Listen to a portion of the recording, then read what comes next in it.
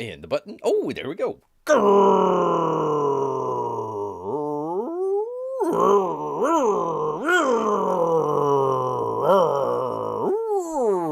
Oh man, I think I threw my back out on that one. Greetings, everyone. Greetings and welcome back. To another fun-filled episode. Gosh, I hope it's a fun-filled episode this go around. Hey, you know what? It's been a while. Hello, everybody. It's been quite a while since we've done one of these live streams. I think it's almost a year ago. Yes. Actually, just a couple months ago, but it feels like a... You know what? I tell you what, 2020, it felt like an entire, what was that? Like a Groundhog's Day, but like an entire year long. Oh man, it still feels like 2020. I don't know. We'll get. Oh boy. We'll get all into that in just a minute. But hey, right now, hello everybody. Glad to have you with us here. Another fun-filled episode, I hope, and. Well, we've got a couple different things here. Gonna try and do something a little bit different this time around, and I hope you guys like it, but you know what, if you don't, well, it will either be one of the greatest shows that Bear's ever done, or a complete failure. One or the other. So, hey, you know what, we're gonna go ahead and kind of figure that out, one way or the other, but hey, the last time we were here, actually, it's next door, over in the woods, and bad connection apparently, and was doing a review of Foreign Agent here, so kind of wanted to finish that out. Oh, hello everybody, how are you?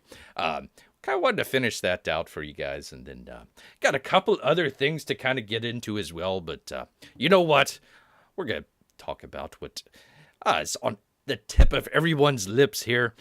You know what? The TV show that everybody is talking about. You know what one I'm talking about. That's right. The Equalizer on CBS. Yes, indeed.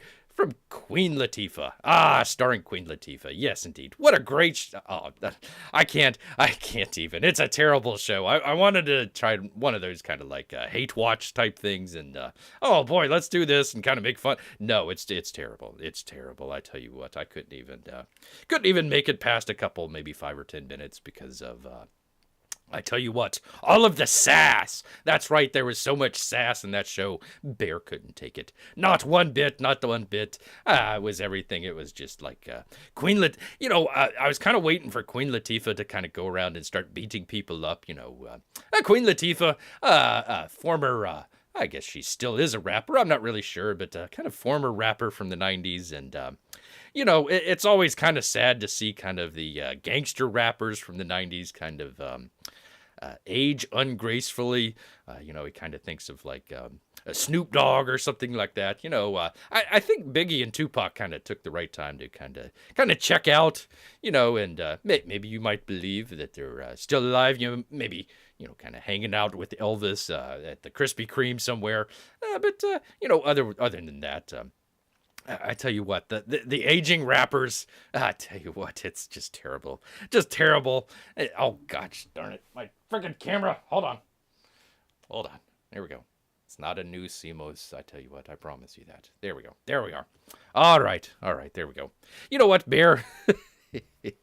He tries to do things professionally here, but keeps getting bit in the butt here with all his technical difficulties. So thank you for bearing with Bear while we go through all this. But anyways, what was I talking about? Oh, yes, Queen Latifah, the great show.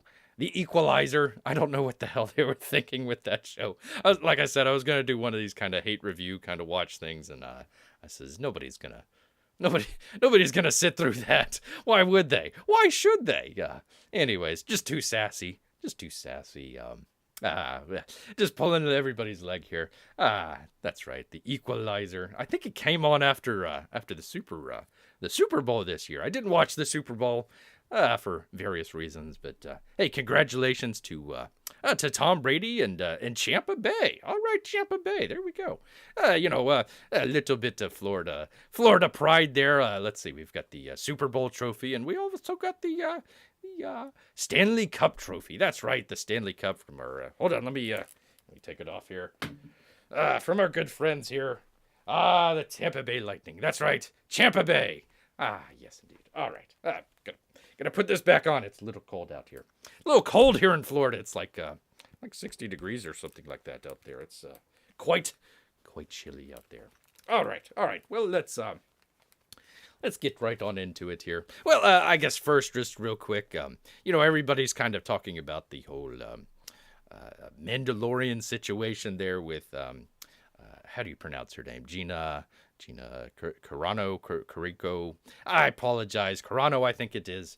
Bear doesn't really have too much to add to it other than, kind of what your favorite YouTuber has already talked about. So, that's kind of pretty much where Bear is at. Other than this, just real quickly, if you're out there watching your favorite YouTuber and he's commenting on this situation, and, he's also been, oh boy, The Mandalorian is the greatest show ever. Oh, everybody should pick up Disney Plus, blah, blah, blah. And then now this comes out and everybody's like, oh yeah, cancel Disney Plus, blah, blah, blah. Yeah, I think that might be kind of the problem there just a little bit. Everybody's kind of chasing around the clicks and everything. And, whatever's hot, whatever's, kind of happening in the world today. Oh, well, let's just go down and kind of see what's trending and then just talk about that for 45 minutes or whatever. And, hopefully you get all the thumbs up or the likes or the clicks or whatever. And, that's never been Bear's kind of thing really. But, just if you've seen some of the people out there that were very pro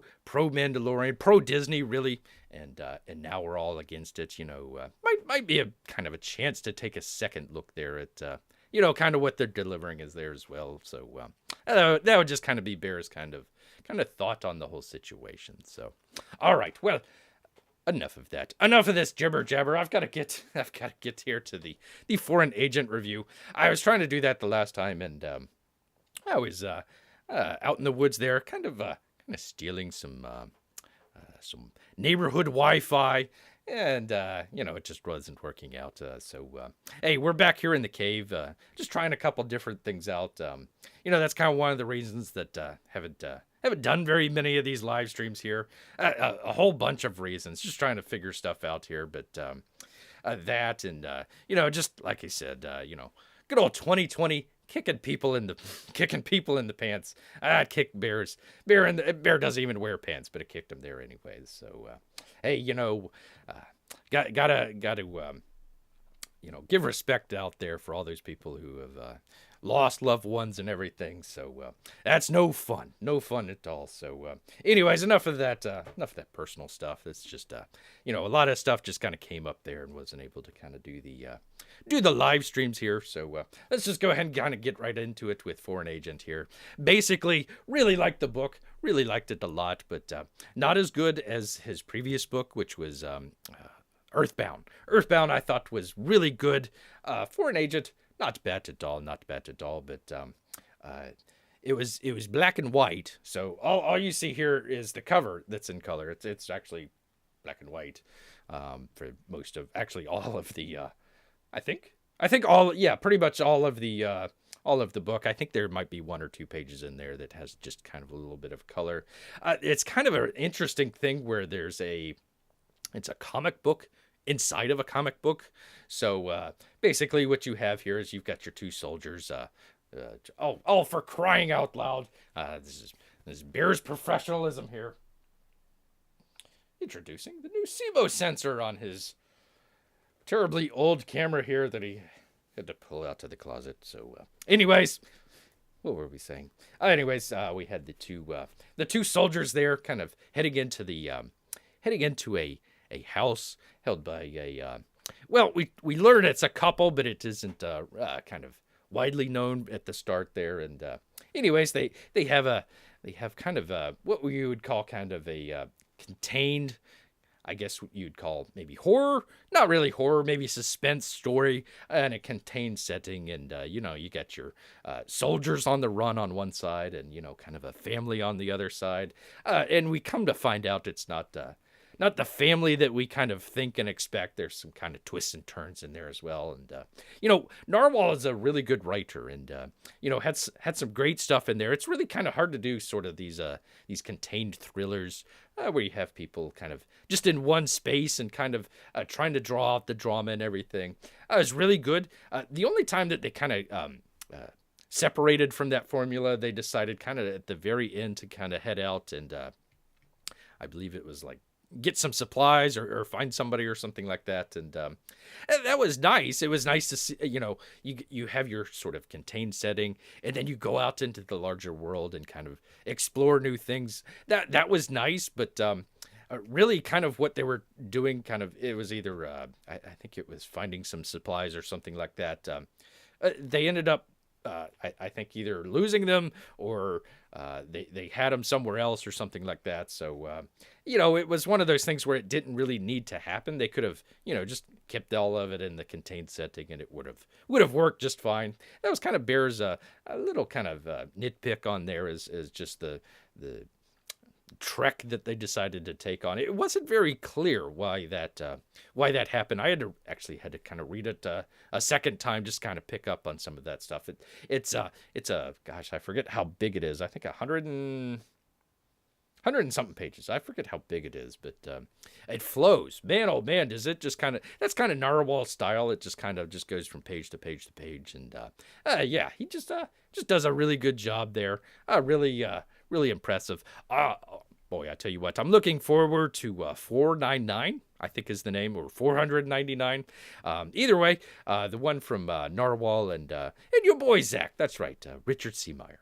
Gonna check that out. Hopefully here. I think it's supposed to come out in March or April or something like that. It was kind of gonna come out pretty. That's one of those things where, hey, if you can kind of run your campaign and then close it, and then man, oh man, you get delivered in maybe a couple months or something like that. Oh boy, that's kind of the way to go about doing everything. The putting it down for a fundraising, and then kind of waiting a year or more, still waiting on Red Rooster. Kind of, you're kind of out there, foraging through the woods at times, and all of a sudden the postman comes up, and you're looking for salmon, but all of a sudden you find your comic book in there, and it's like, holy cow, I forgot all about that. This is like 8 months ago, 9 months ago. Oh yeah, okay, all right. Well, I'll check it out. But yeah, hey, what they do with hopefully with 499 here coming up would be that would be good. That would be really good. So I just wanted to check out, or finish up, I suppose, Foreign Agent here. I just kind of talk about it just a little bit, but really liked Earthbound. That one was the Narwhal book to get, especially in a hardcover. We actually got the hardcover of Foreign Agent here, but I think I've got it in the other room. It is actually kind of damaged on the corner there. Came in, I guess, dropped by the postman. I don't know. But anyways, Foreign Agent. Got to give it, let's see here. Can we see that? A thumbs up. Can't really see it. It's kind of, that is Bear thumb. But without the claw. I lost my claw. It hurts like hell. It hurts like hell. All right. Oh, hey, P-Money. How are you? My friendly Canadian. Pardon me. Had to take a sip there. Let's see. He says, I still have 20 Indiegogo books I'm still waiting for. Holy cow. Every time I go to the post office, I die a little inside. I'm sorry. Sorry about that, P-Money. Yeah, gosh. There's some that Bear's way. Or I should say little Timmy McTimmerson's waiting on. But you know what? We'll just, hey, what can you do? You got to be patient. There's only been a couple that have been kind of what I guess you could call kind of shady. For crying out loud, the CMOS censor. I tell you what, every time. This is a professional show. I swear it's professional. Anyways, what was I talking about? Yeah, just waiting on some of that stuff. Again, like, let's see, the courteous stuff. I wasn't really kind of thrilled about that. And let's see, the Stealing Solo. Supposedly the new book, or the replacement book, went out, but I don't know. Bear hasn't seen it, so who knows? How's the weather? We're shoveling snow and having to go out into the woods and chop firewood. And no, I'm just kidding. I live in Florida. It's 60 degrees outside. Actually, it's going to get cold tonight. It's probably going to get out, I don't know, into the 30s or so. But we'll survive. Bear will just kind of bundle up and everything. And, we don't really have to worry about any of the ice or the snow or the snow ice or the ice snow or any of that stuff. I wouldn't be able to fathom how that happens.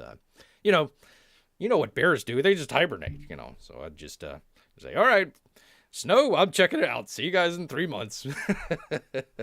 So that's how we're gonna survive here. Although the other day we had the tornadoes come through, not through our area, but kind of near county or two over. So that was fun. We had to deal with the tornadoes, but other than that, we're okay. We're okay with the weather. Yes, we are. All right, let me have something to drink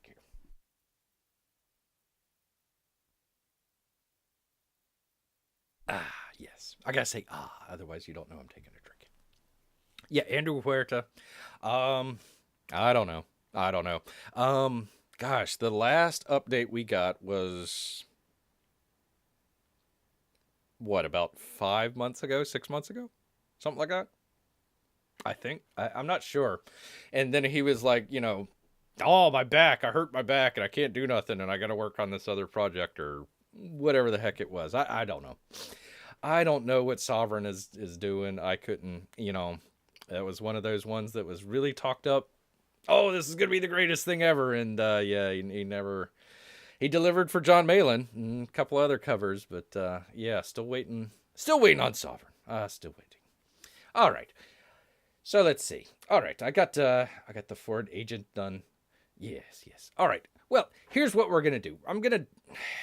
This is gonna be really kind of awkward for Bear because I've never done this before, and well, let me kind of start back at the beginning here. Let me kind of rewind the clock here. Let me go back about a year ago. Everybody remember where they were a year ago? No masks. You could walk wherever you wanted to walk. Go into the store. All that good stuff. And now look where we are. Well, anyways, Bear was kind of looking back at some of that stuff, and pardon me. Kind of looking back at some of that stuff, and like during the time, well, let me say this: this channel right here, Bear's channel. Yes, you can point and laugh. This is a pointing and laugh channel. Yes, indeed. You weren't here for the very beginning, P Money. It was either going to be Bear's greatest show or a complete failure. We'll find out. But I just want to set the stage here first, because, like you said, this isn't kind of a news, current event, politics. It's not really even a pop culture channel. I really haven't done too much on pop culture and stuff like that. It's more kind of Comicsgate stuff. Kind of looking at it as kind of like you maybe. Hey, what's going on in the world? Where's Huerta at? Where's Sovereign at? Where's all that stuff at? And also kind of kind of from Bear's perspective as somebody that's has not really been into comics. What is this Comicsgate sort of thing, and what's going on with it and everything. So that's kind of the sort of focus of the channel and everything. So kind of talking about current events, politics, all that sorts of stuff.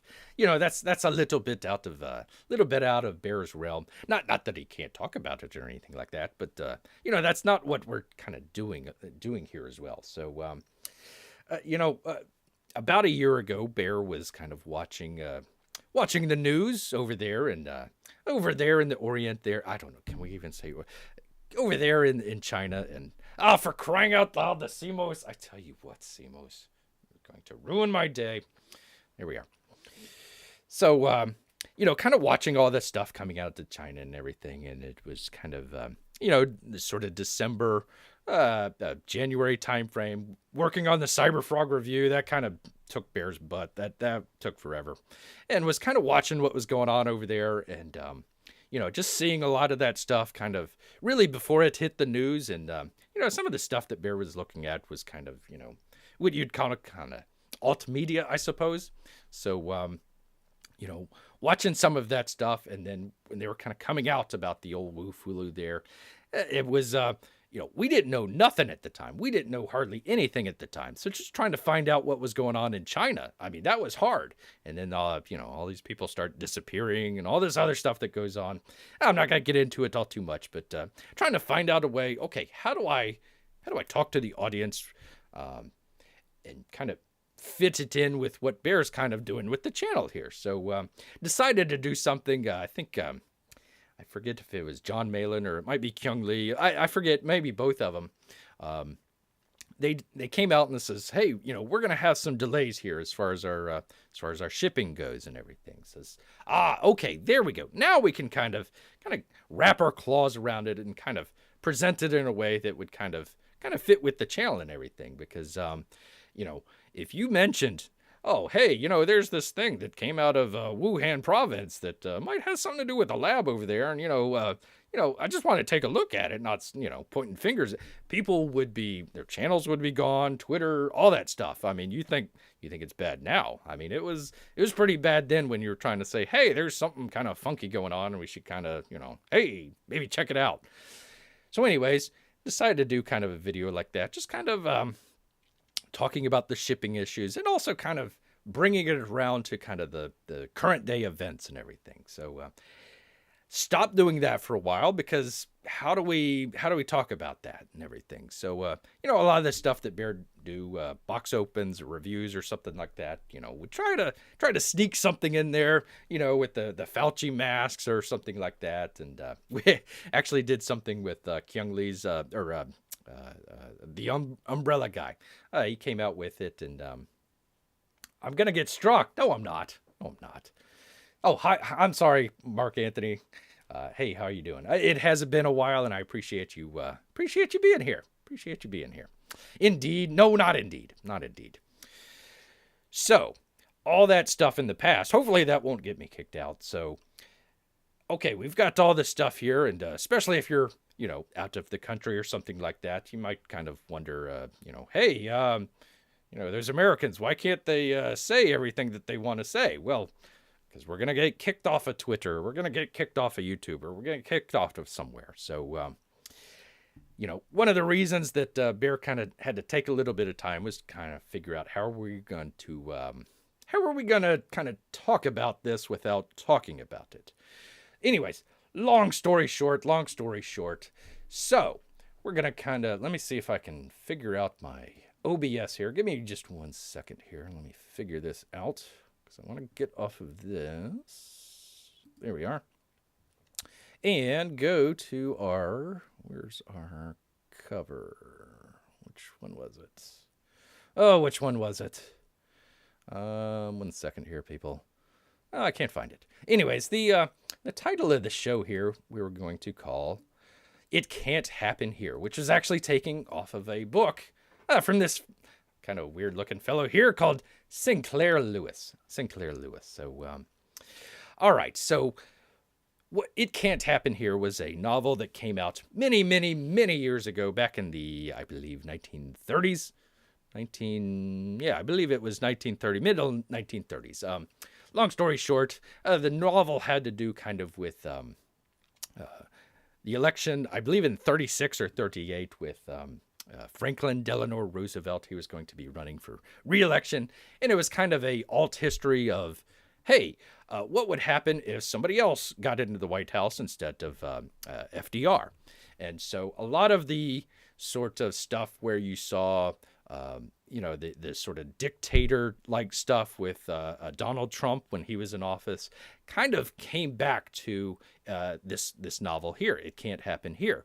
A lot of it was and I forget the protagonist's name, I'm sorry, but the guy takes over and starts implementing all these changes and everything, and basically turns the United States into kind of a fascist state.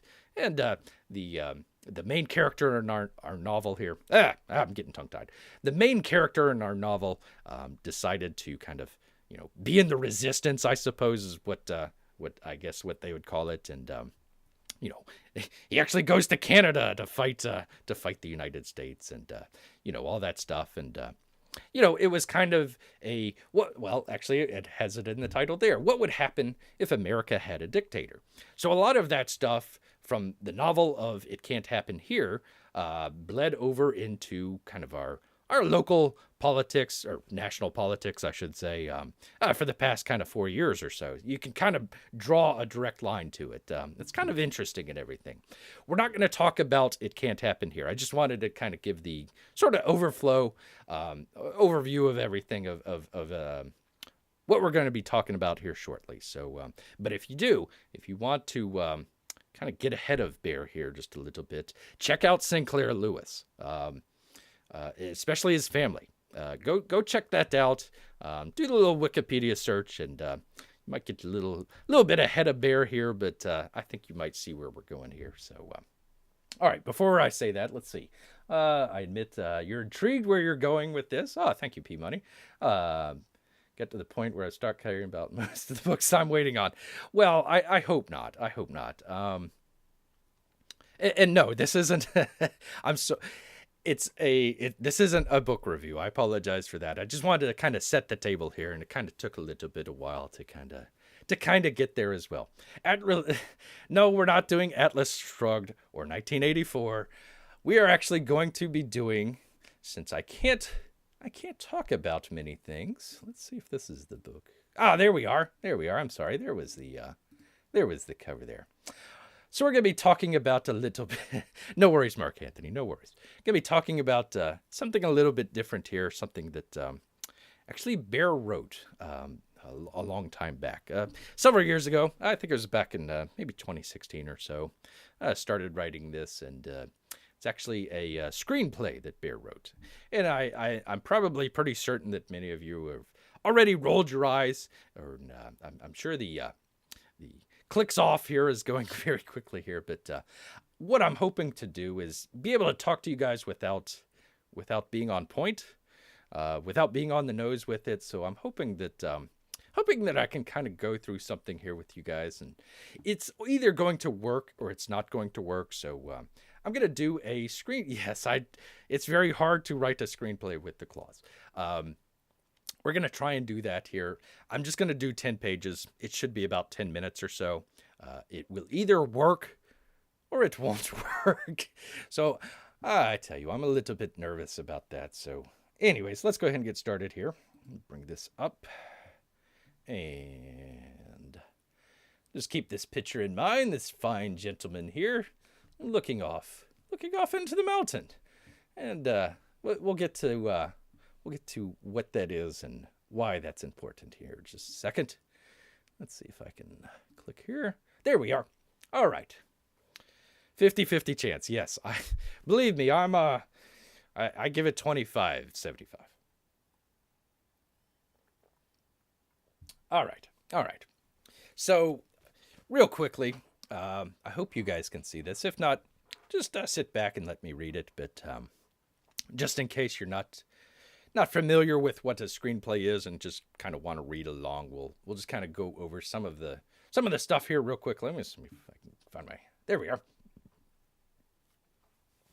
All right. So just real quickly, I just want to kind of point out a couple of things, and then we'll just kind of get into it here. Yeah. Fade in. Yeah. Okay. All right. Well, okay. If you know what we're talking about here, great. But just in case, fade in. Just kind of a quick editing thing. You're talking about. Since this is the very beginning of the screenplay here, you want to show, hey, we're fading in. You're also going to see maybe cut or cut to or smash cut or something like that. But that's just kind of an editing thing. There's not going to be any camera angles or anything like that. It's just kind of a straight shot. No musical numbers, I promise you. The next line here just has to do with the slug line is what they call it. So you have, it's a ext, which is exterior, and our location, which is in Eva, Hawaii. And we have a morning, and I kind of specify it's at 7:53 a.m. Okay, so we got that. And then right below it is just kind of our description line. So it goes, on the outskirts of a large sugar plantation, a lonely farmhouse greets the start of a beautiful Hawaiian Sunday. Squawk! Kenji Yoshito, 17, is, and I screwed this up, is determined to keep up with the little baby chicklet as it runs around the front yard, just out of reach. And I scratched out he was skinny. It just didn't go right in there. Anyways, the next one, is just our character. So our character here, Kenji Yoshito, and I've got a little note right below it. It's in italics, and it's just telling us that what he's saying is in Japanese. So you would read it as English, but I don't know. Maybe in the zoo, P Money. I'm not sure. Oh, I'm sorry. I'm reading Mark Anthony. I'm making reference to the Oscar video that got massively ratioed. Kathleen Kennedy raid the that lady. The less said, the better. All right, so that's basically kind of how to look at the screenplay there. I don't think there's anything else that I need to kind of read in for you guys. All right, so I just wanted to kind of lay that out for you guys. We're just going to jump right on into it, and I really hope you guys enjoy this. If not, it's only going to be 10 minutes, and you can roast me after that. But also hope you can kind of read between the lines here. All right. All right, let's see. Let me take a drink.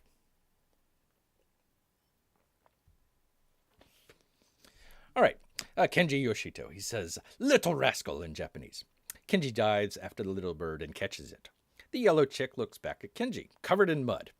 Kenji makes sure not to let go and returns to his business. I'm sorry about the fast scrolling there. I'll have to... no, I can't do it with that. There we go. I'll do it with that. All right. Interior, chicken coop, morning. The tight quarters have chickens everywhere. In a small nook are two boxes. One box is marked male, another female. Kenji turns on a light and holds the rogue chick up, examining the bird closely. He places the chick in the female box and double checks everyone else.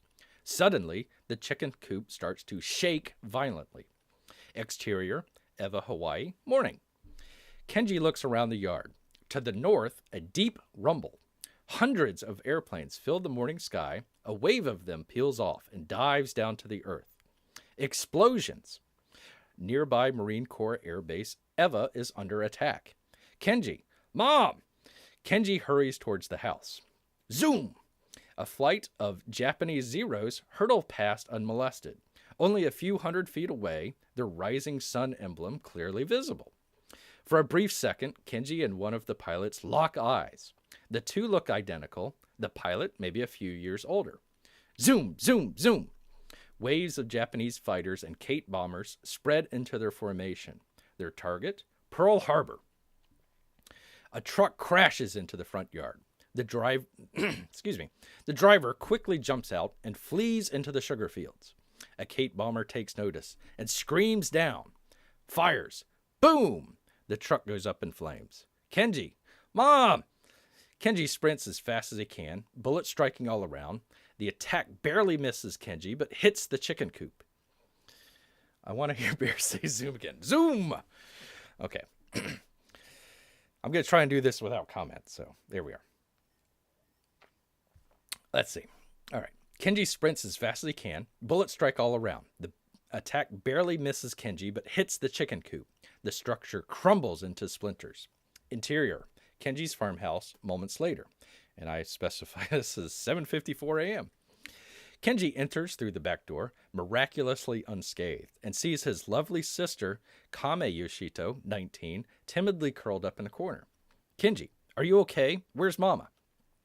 And at this point, I need to make mention he's speaking English here. So anytime you see it italicized, it's going to be in Japanese.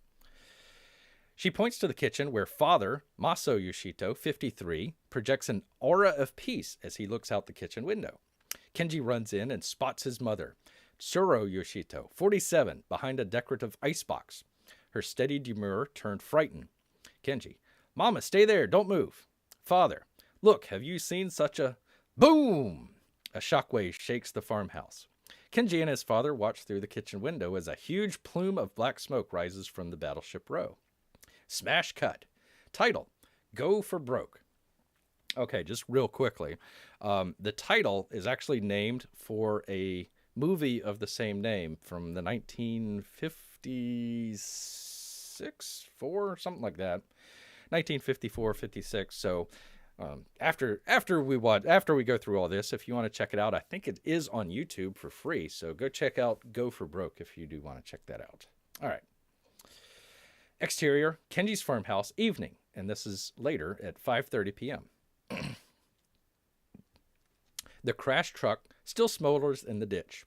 Little chicks roam the front yard, freed from their coop. Suddenly, 3 vehicles pull up to the Yoshito home. They belong to the U.S. government.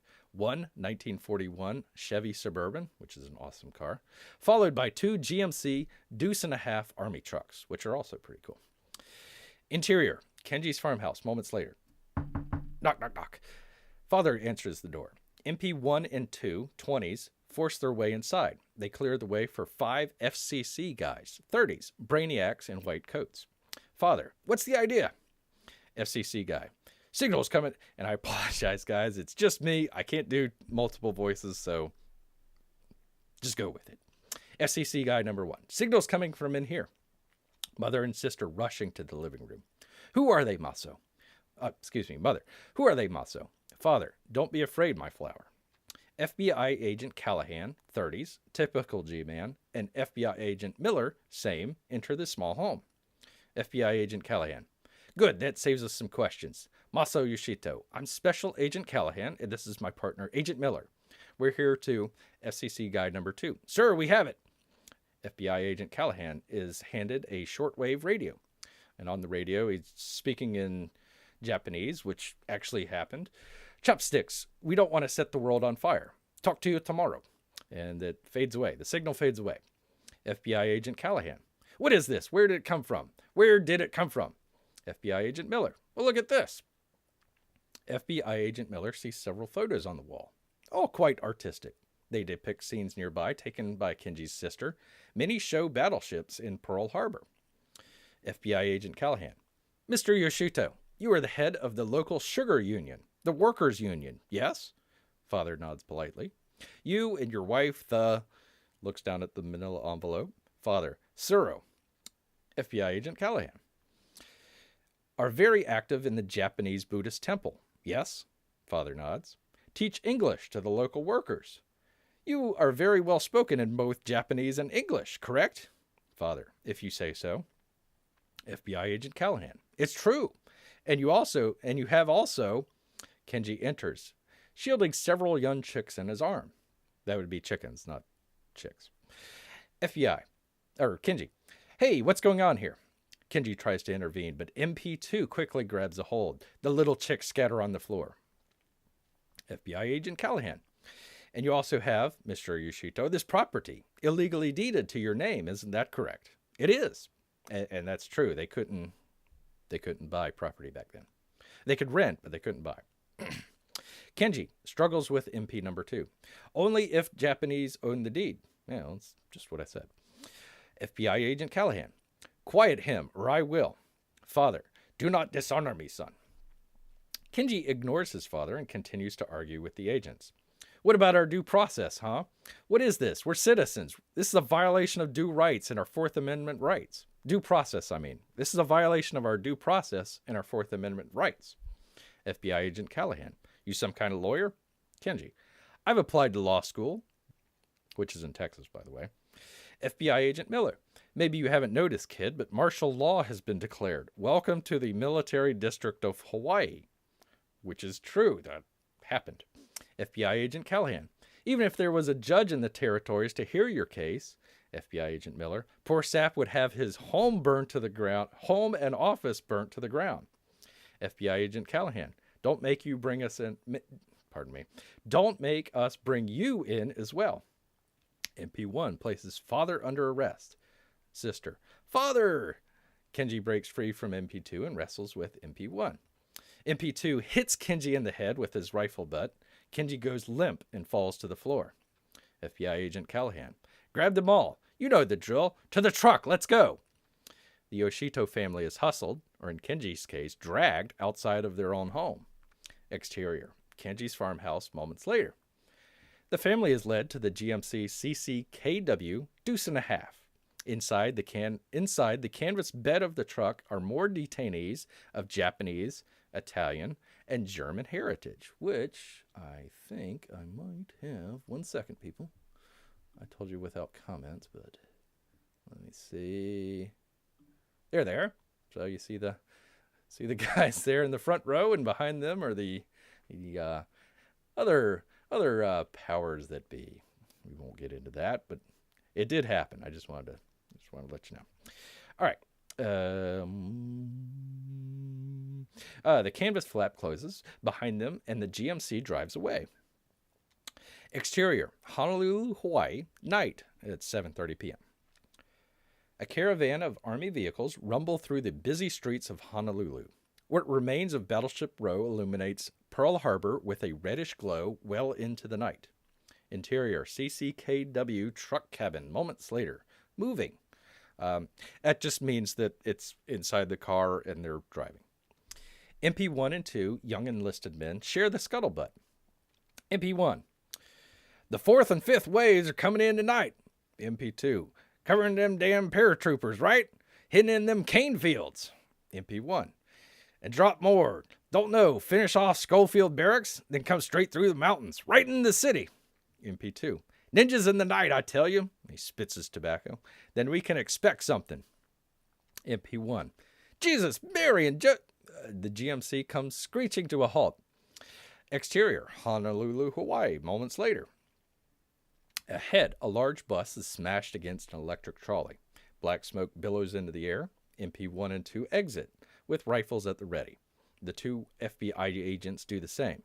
Interior, CCKW truck bed, moments later. Kenji, still groggy, looks around. He recognizes some of the nervous prisoners, leaders of Japanese organizations, charities, or temples. Kenji slowly gets up and, against his sister Kame's wishes, peeks out of an unsecure canvas flap. Exterior, Kenji's POV, moments later. The collision has caused a chaotic scene. Traffic is backed up and the motorists are panicked. Rumble! Boom, boom, boom, boom, boom, boom. Anti-aircraft batteries fire. They light up the night sky. MP1 and 2 do their part as well. They're firing. FBI agent Miller, go! Get back to the truck! MP1 and 2 swiftly run for the truck. Interior, CCKW truck bed, moments later. Pardon me. Doors to the front cab slam shut. The truck lurches forward. The hefty army truck crashes through the traffic jam, and the impact knocks Kenji to the ground. Kame, Kenji! Kenji gets back up and Kenji gets back up and peeks out of the canvas once again. Exterior, Kenji's POV, moments later, traveling. As the truck hits full speed, they pass by a Japanese grocer. The store is on fire. An angry mob gathers outside. A fire truck arrives quickly on scene. Instead of putting out the fire, the firemen turn the water hoses on the angry mob. Interior, CCKW truck bed. Moments later, Kenji closes the flap quickly and says to his father, the people, they've gone mad. True. Father, we must stay together then. Division will get us nowhere. Exterior, rail depot, 9:34 p.m. A hastily constructed detention center holds the detainees in a recently evacuated horse stable, guarded by the MPs. Father sits on the floor, talking with an older man. And they're speaking in Japanese. Man, we take the light rail. Who knows how far? Father, and you're sure of this? A ship is taking us to the mainland? The man, they say submarines are out there. Sink us before we reach the mainland. Kenji, maybe that's the reason why. A naval officer, 32, smartly dressed, but on his last nerve, enters with civilian, 39, his superior, and a chain smoker. Naval officer, your attention please. If there are any Nisei, please step forward. Kenji, one of the few Nisei, which is a second-generation Japanese-American that has been rounded up, rises slowly. MP2 motions for Kenji. He walks over and faces the naval officer and the civilian. A rusty fence separates Kenji from his freedom. The naval officer flips through the thick manila folder, and comes across a file with Kenji's picture on it. Naval officer. Hoover's boys think that your father is linked to a fifth column. Kenji blinks. According to our records, when he was your age, your father served in the Imperial Army, then came to America, married your mother, and taught English, formed a political union with field laborers, started an independence movement for their own state. Beautiful. Sounds like subversion to me. Kenji. You think these old men are the spearhead leading the invasion? My father's needs gave out years ago. We love America. Civilian. We've heard your English. Did your father teach Japanese as well? Kenji briefly looks back at his father. No, he never taught me. My father and I love my father. Civilian. Yeah, and he gives you a hard time. Cry me a river, kid. Code breakers. Can you translate Japanese radio signals? Take it back. Pardon me. Naval officer. Take it back to your cousins. Show some American spirit. Kenji. You strip my rights, imprison my family, remove us from our home, and expect me to help you? I'm not the fool you make me out to be. MP2 grabs Kenji, pulling him against the rusty bars. This is the last page, by the way. Civilian. He lost some friends today. Whistle. From around the bend, a light rail train. Civilian. Last chance, kid. Help us, and we'll... pardon me. Last chance, kid. Help us, and we'll look out for your family. Take that to the bank. Kenji. We're American citizens. Let us go. The civilian gives MP1 a nod.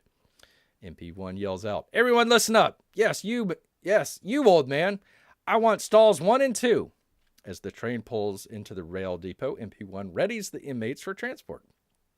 MP2 holds Kenji against the bars, anger in his eyes. MP1. Stand up. Gather your possessions and form a line. A single file line. Let's go. Let's go. Single file, people. What did I just say? Several other inmates pass before Kenji is released. Kenji rushes over and grabs him. Kame runs over and grabs Kenji. Kenji shamefully shuffles with his family onto the train. I got some pictures. Exterior, rural Wyoming, afternoon. And I should have done the super first, so let me do that. I'm sorry. Super, Heart Mountain Relocation Center, Wyoming, August 11th, 1942, 4:30 p.m. A train has stopped at the dusty station. A windswept... come on, Bear, you're almost at the end. A windswept road leads towards a receiving area. Beyond, barbed wire as far as the horizons. Japanese families, both young and old, exits the car. Kenji helps mother with her suitcase. All right. That is 10 pages. So, I either lost all my audience, let's check, or it's somewhat decent. I only lost a couple people. That's fine. That's fine. That's all right. That's all right. Okay. Well, let me go back and read what you guys were saying, because I was kind of ignoring all. Let's see. Unless your chick is wearing makeup. Oh, okay. You want to hear Bear's zoom again? Zoom, the next script, kaboom. Be an interesting twist to the story if he was carrying human chicks, that would be. Yes, I can't. Hey, everybody! Hi, I'm Comet! I can't. Sorry, I can't do that. In your defense, I've never heard of a bear do impressions. Of course, I've never heard a bear do... Yeah, that's true. Thank you. I'll get to that. I'll get to your question. How did I learn about that? I'll get to that. Me trying to convince the shrinks I'm not crazy. I'm serious. There's really a bear on YouTube who reviews comics. He even writes screenplays. Thank you, P-Money. Thank you for the whistle. In all seriousness, it's an interesting story. Oh, well, thank you. Thank you. All right, so let me do... Click off of that. And so just real quick, I'm just going to go back real quick. Eva Field actually was an actual place. Let me do this. Let me see if I can get the map. Okay, so there's the map. Just quickly talking about Pearl Harbor for a second. Actually, let me get some water. I'll be right back. Hold on just a second. Hold that thought. Bear with bear.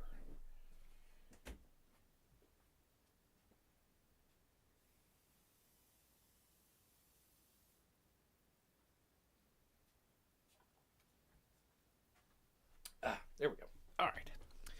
All right.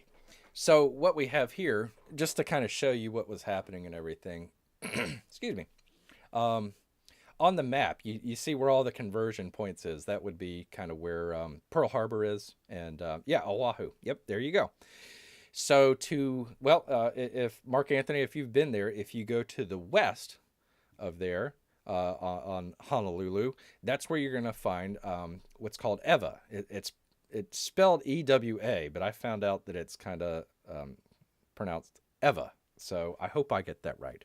Anyways, the sort of blue, what you see, kind of a blue airfield, kind of right next to Honolulu there, that is Eva. It used to be, let me kind of get it off of the map here. It used to be an old not airstrip. What am I trying to say? The dirigible, like a Zeppelin. The Navy had them. Not airship. Airship.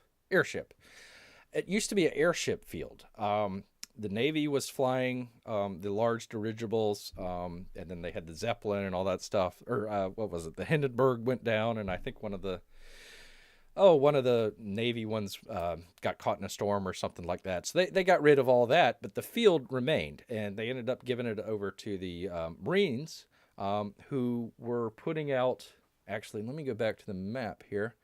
They were putting out the airplanes that were loaded onto. If you look below the map there, you see the two blue carriers. They were kind of heading west there. That's the reason that they weren't in Pearl Harbor. They were heading out, taking the airplanes out to Wake Island, and I forget where else. So they were being transported from there. Let me see if I can go back. And there they are. They're all on the ground there. You know, kind of older, even for the times, older for the older planes there. Let me see.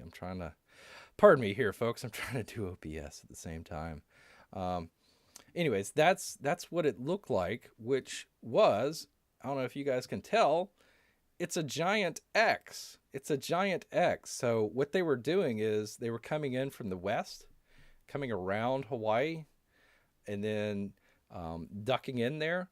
And as soon as they spotted this giant X, of course they're going to attack it first, but they see this giant X, well, keep heading the right way, and that's where all the battleships are on Battleship Row. So let me see if I can pull that up.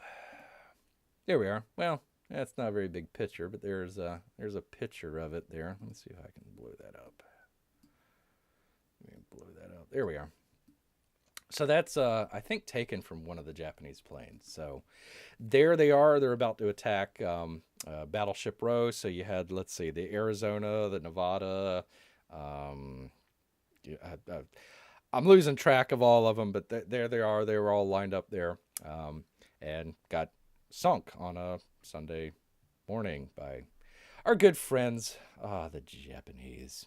So anyways, what happened was after that, they decided, oh my God, and believe me, I got all this backed up. I've done all the research, but just a short story. They says, oh my God, we need to round up all these people because it was about, I think, a quarter or a third of the population was Japanese.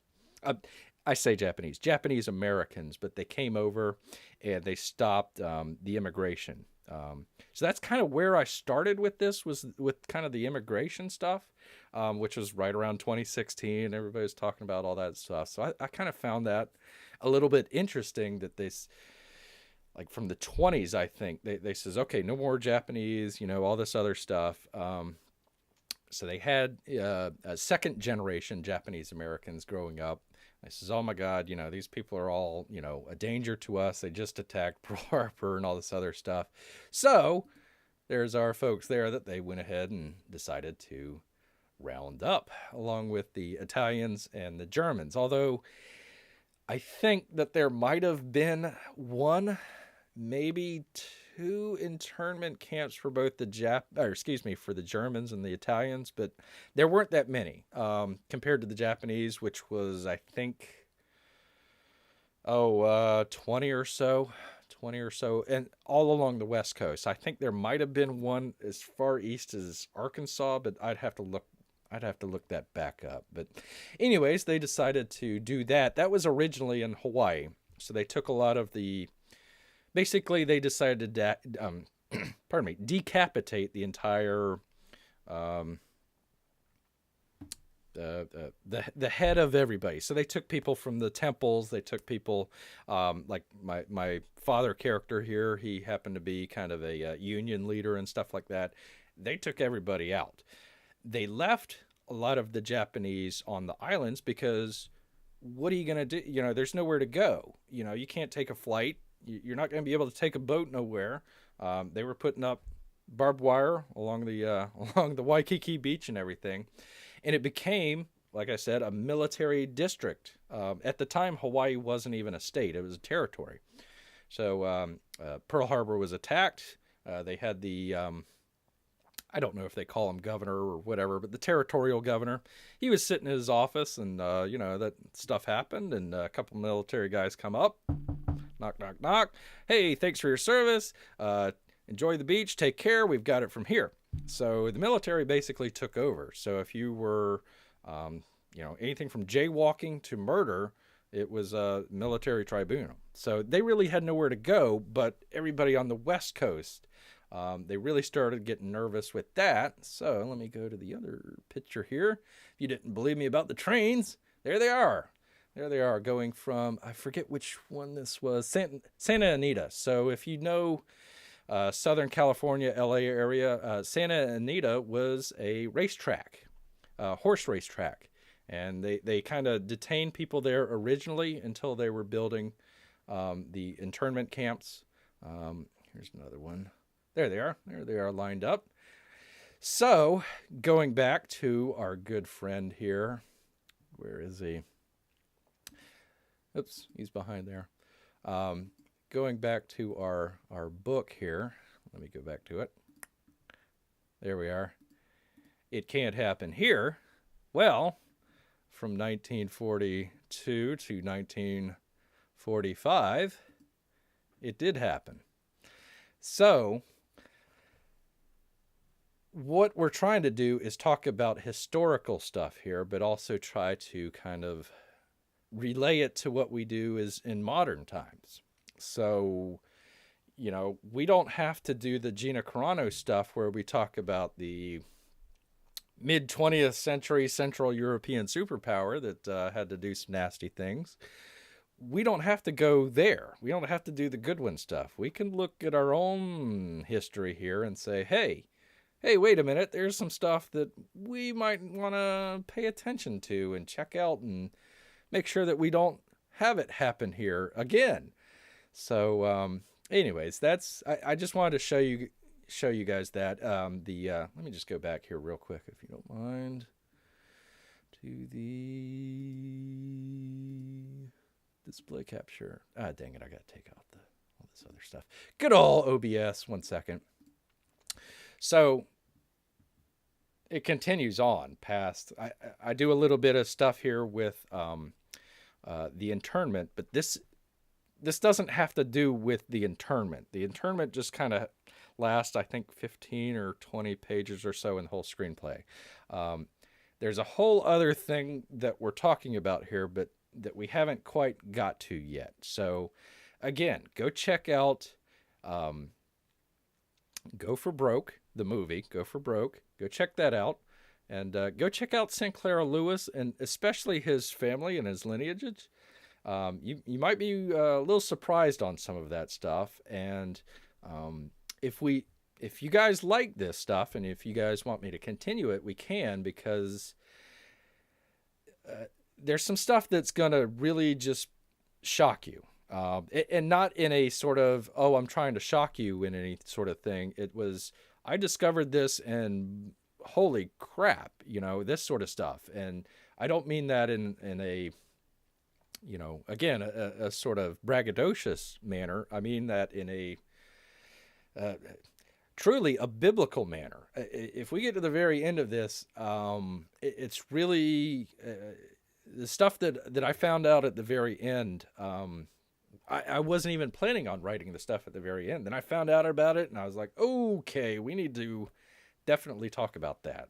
So, anyways, if you guys do like it, just drop a line in the comment section and let me know. And If not, hey, it was a worthwhile experiment. We're kind of talking about some stuff without talking about it, and maybe it kind of, opened up some people's eyes and stuff like that. And, you know, people like me that kind of, oh yeah, I heard about the Japanese internment and didn't pay much attention to it until, hey, let me dig a little bit deeper into it. And then once you dig deeper into it, you kind of figure out a whole bunch of stuff that you might not have known about. So it's really interesting, really interesting. All right, I'm gonna go back to the chat here. And take a drink. All right, let's see. Where was I? Oh, Hawaii is on P Money's bucket list. Awesome. Hawaii is fun. I actually did get out there. I got out there during the 75th anniversary. Can I call it an anniversary? Memorial, 75th memorial of Pearl Harbor. They put on a really good. It was over a couple days too. It was really cool. It was really cool. Let's see. Stayed at the Halekoa in the southeast for the few days. I wish I could say I'm an expert on Hawaii. I'm really not. I think I know what you're talking. I would have to look that up. All right, right where the K is on the map. That bear just took a. Oh, okay. I'm sorry. I'll bring that back up. Let me see. Let me.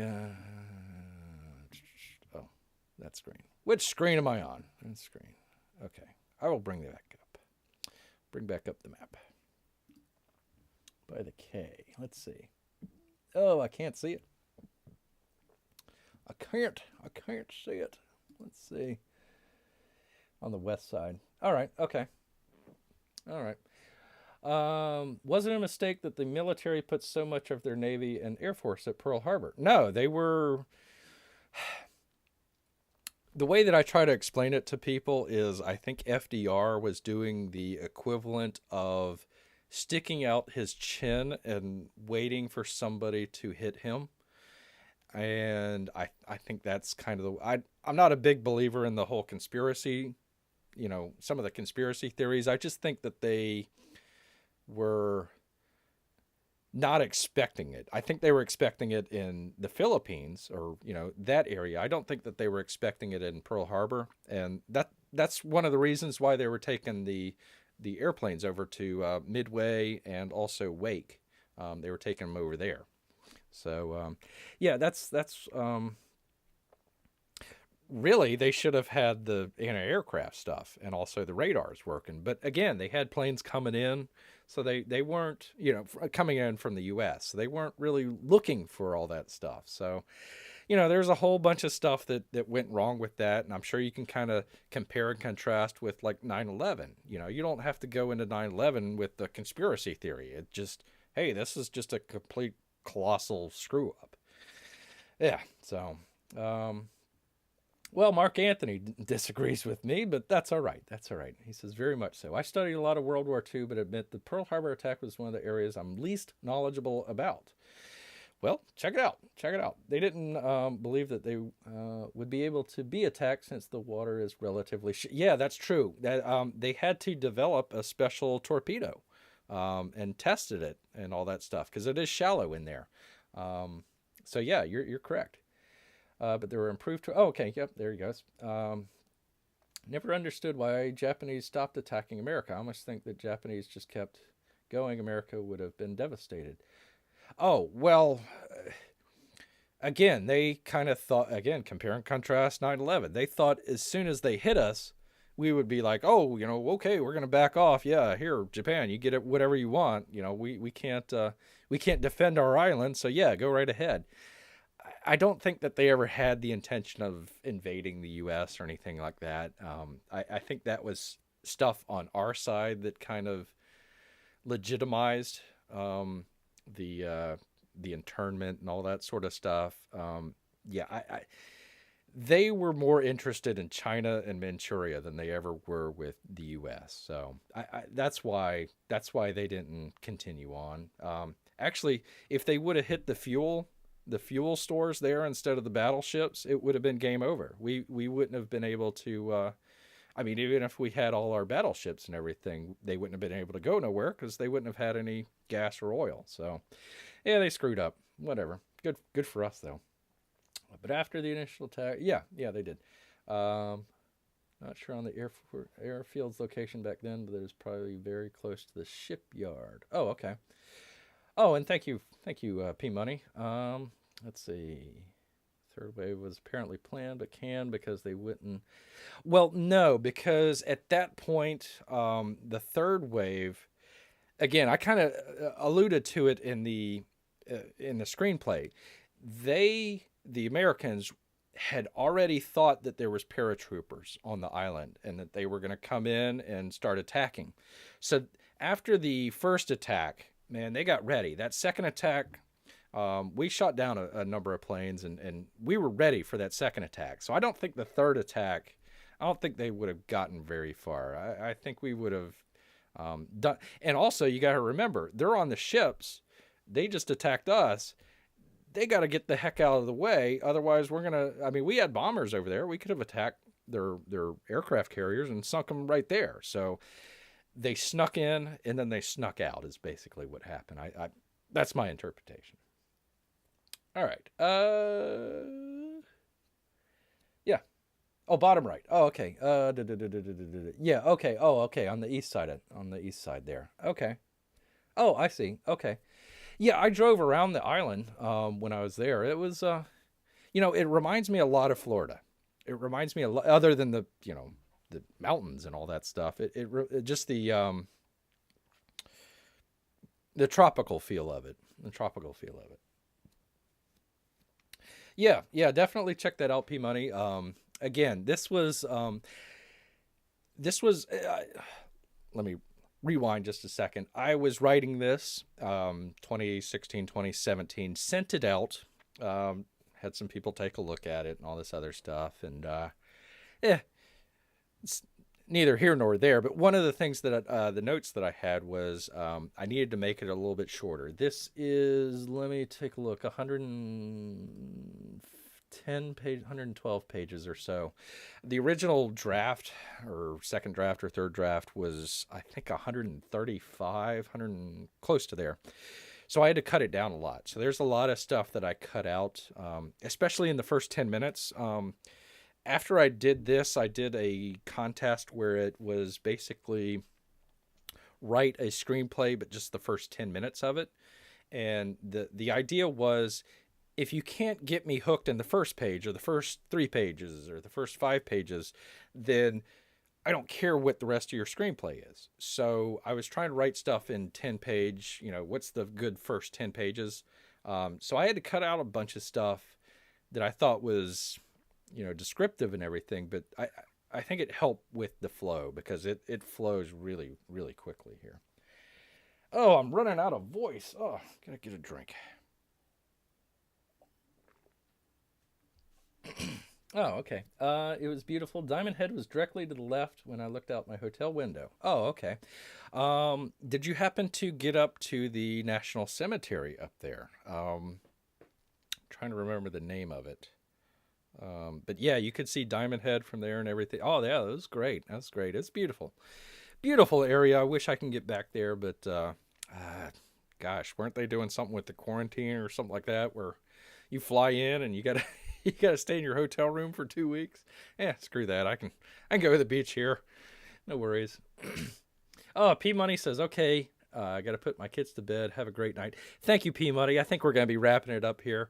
I'm really glad that you guys enjoyed this. Might want to continue with this if you guys are interested. We can talk about the internment and then what's going on a little bit later. But definitely check out Go for Broke. You probably will enjoy that, and you'll kind of see where we're going with it, and you might be a little surprised as well. So, all right, well, guys, I think with that, unless you guys got any other questions here, it was just something that I wanted to try out here with something new, something different and everything.